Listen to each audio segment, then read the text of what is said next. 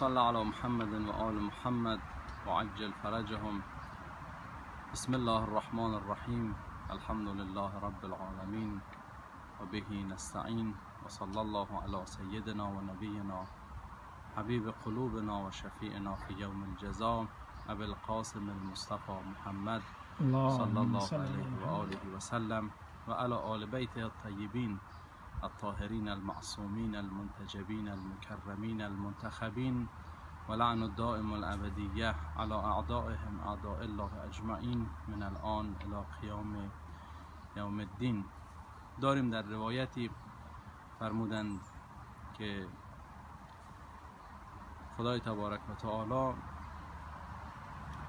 در حدیث قدسی این گونه فرمودند که اگر کسی به دیدار شخص مؤمنی برود که مریض هست، کسالتی دارد، مثل این است که خدای تبارک و تعالی را در عرش زیارت کرده.